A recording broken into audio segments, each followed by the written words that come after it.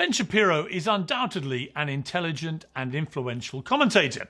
I've always liked and respected him, even when we disagree. And I still do. He's stridently partisan and staunchly conservative, of course, but he's willing to criticise Trump and others in the administration when he thinks they've got it wrong. Well, one thing he doesn't criticise, however, is Israel, and he routinely gets very upset when other people do. It's such a blind spot for Ben that through the red mist of his rage, he sees an alternate reality where anybody who disagrees with him is a demonic, America-hating terror apologist who can only possibly be doing it for ratings.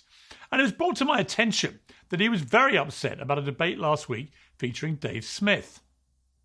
So last night on Piers Morgan, which is the Jerry Springer of political television, where people gather to throw chairs at one another and determine paternity.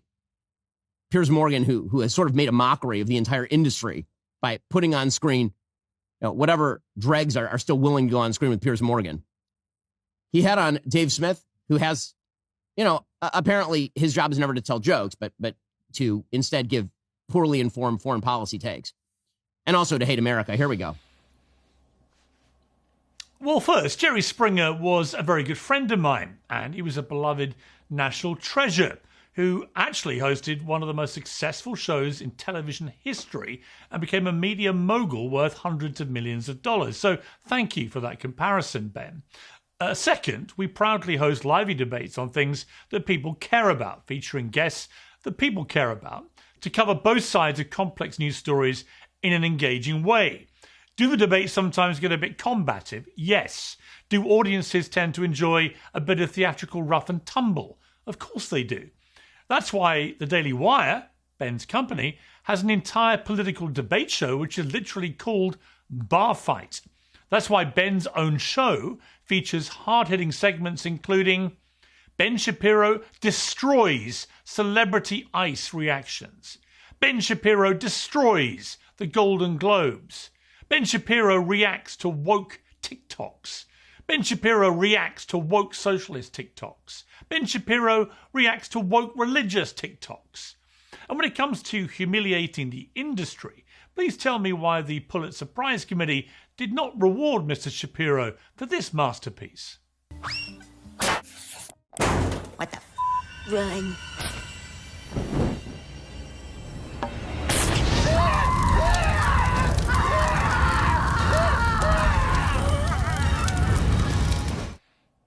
You could say that makes a mockery of the industry. Third, I want to examine the charge that I've committed a sin against journalism by hosting what Ben Shapiro describes as whatever dregs are still willing to appear on my show. Well, on the subject of Iran and US foreign policy specifically, recent guests have included Masih Alinejad, Lisa Daftari, Patrick Bet-David, Carla Sands, Rob O'Neill, Goldie Gamari, Jonathan Conricus, Alan Dershowitz, Alika Lebon, Ambassador John Bolton, General Wesley Clark, General Mark Kimmett, a former UN prosecutor accusing Iran of mass murder, Ambassador Mike Huckabee, former Vice President Mike Pence, Eric Weinstein, Josh Hammer, former Israeli Prime Minister Naftali Bennett, and the IDF spokesman Nadav Shoshani. Now, it's unlikely that Ben is talking about any of these people because they are either vehemently pro-Israel or to some extent they are supportive of attacking Iran to destroy its regime. It's also unlikely he's talking about, say, Michael Knowles or Isabel Brown, who make very valuable contributions to the show on a regular basis and do, of course, work alongside Ben Shapiro at the Daily Wire. So what is he really talking about? Well, we know he doesn't like Dave Smith and flat out refuses to debate him, which strikes me as pretty cowardly. You can make up your own minds about why he refuses. And what Ben really takes issue with is that among the many guests supporting his worldview, and specifically supporting Israel, we also invite many people who don't support his worldview and don't support the Israeli government. Take Piers Morgan, of course, suggesting the only reason that I was not appearing on his show anymore was his criticism of Israel, which is weird because I appeared on his show for literally months after October 7th, even though he was already critical of Israel. And I really haven't said anything on Piers or about Piers or to Piers for probably a year. I just stopped appearing on his show. Why? Well, honestly, he kept bringing on actual Nazis and the Nazi adjacent and then treated them all too often as voices worthy of a large audience. Like, for example, these people. I believe that Jewish supremacy is the greatest threat to America, and I think it's the greatest threat to the world today. I truly believe that. You think Hitler was very cool? Yes, I do. One of them. And I'm tired of pretending he's not. It's going to be the headlines tomorrow. Piers Morgan, Israel is ISIS. Only amongst people who weren't listening. That's how I feel about those young men in Gaza. You ask me why I won't condemn them. Because those young men were born into a concentration camp. You don't think they have? Has been a terrorist state. Okay, Israel right now is imparting a genocide and a Holocaust on the Gazan people. Listen, it's Piers' choice who he decides to have on his show and how he decides to conduct the kind of clown car battle royale that he does on a show every night. And it's my choice not to join that circus. We all make our choices and we all live with them, but some of us make our choices based on, actual principles and not the clicks. Well, the last time Ben Shapiro appeared on Uncensored to discuss Israel's war on Hamas specifically was in March 2024, at which time I was being accused on a daily basis of being a paid-up Israeli shill. He lacks the self-awareness to realise that many pro-Palestine contributors got very angry with our show for hosting so-called genocide enablers like him. That's exactly why I'm not partisan and don't want to be. There is more than one view on any emotive or consequential subject. You can't possibly know you are right if you don't know what the other side thinks. That's precisely why free speech exists as a principle we all defend.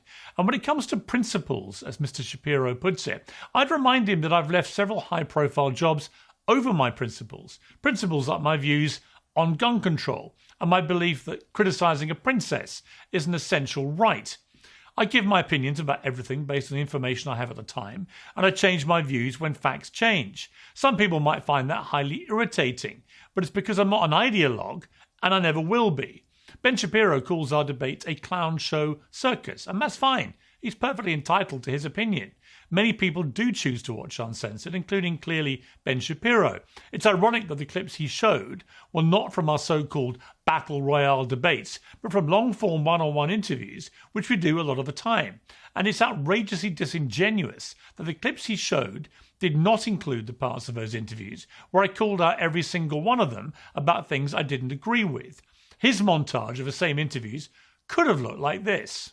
You sound like a Nazi. I mean, why do you say that? That's literally what Nazis would have said in World War II. You think if half your family had been wiped out by very fucking cool Hitler, you'd still think he was very fucking cool? Or would you think that actually he was a despicable monster who murdered 12 million people? The comparison, which is more apposite, is ISIS and Hamas. They are both nihilistic terror groups intent on killing as many Jewish people and others as they can possibly kill. That's not true. As the numbers... Okay. It's just not true. Piers... Well, Professor, with respect... Okay, I'm not going to... It's not true. Piers. Yeah, but you have to listen to what I say. But you want me to believe you when you say you weren't aware of the scale of this for several days. I find that just... I'm incredulous that you want me to believe that. This country, which was formed in 1948 by... pretending to be refugees, if you will, and being invited into the homes of Palestinians, the horrific story of what happened. Well, they weren't pretending to be refugees. They were people fleeing a Holocaust. You can take the view, as many do, that interviewing people with extreme opinions is pointless. You can stick your head in the sand like an ostrich or hide behind your very big desk and wish they didn't have an audience, but they do.